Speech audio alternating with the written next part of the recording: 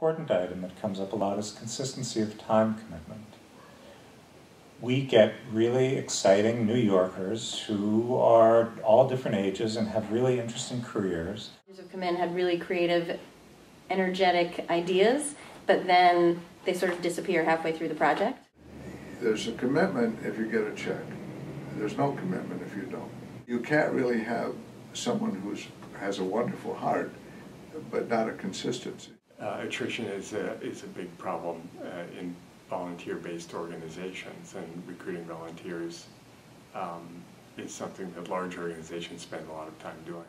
So first you encounter, do they have the skills and training, or can we afford the resources to put the skills and training into volunteers? The talent match is not correct. These are 5 highly trained landscape architects or business people or lawyers or whatever they are, and this is somebody who's basically looking to learn about the business. And so there's a mismatch between the level of expertise. As nonprofits are really strapped for cash, cutting back staff, having very thin infrastructure, you need staff for volunteers to report to if it's going to be a successful intervention for the young people.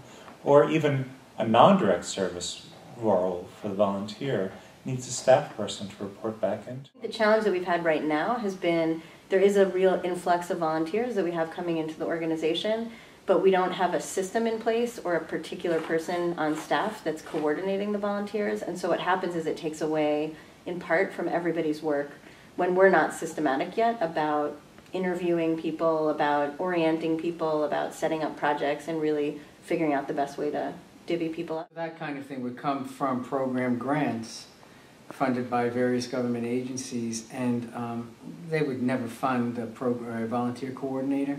It just is not gonna fly with them, and that's really what you need. Funding is hard to come by for dedicated volunteer coordination, and yet you can't get up to scale with utilizing volunteers to the maximum capacity that you want without someone on your staff dedicated to being able to recruit, orient, support, etc., people along the way.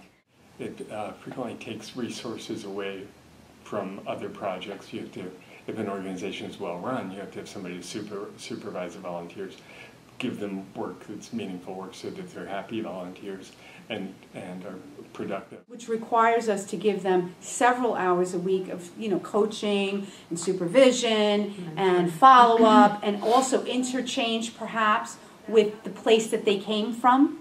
At the end of the day, what it comes down to is somebody has to work with the volunteers, somebody has to coordinate. I mean, we can get them in through the development department, but then we can't hold their hands. We have a volunteer, we want to create an experience for them. Absolutely. And it's like sort of Dunkin' Donuts and Starbucks. You can go to both for coffee.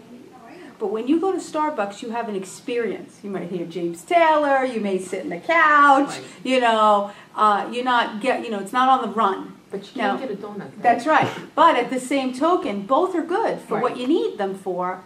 It's just about creating an experience that would be helpful for them and for you.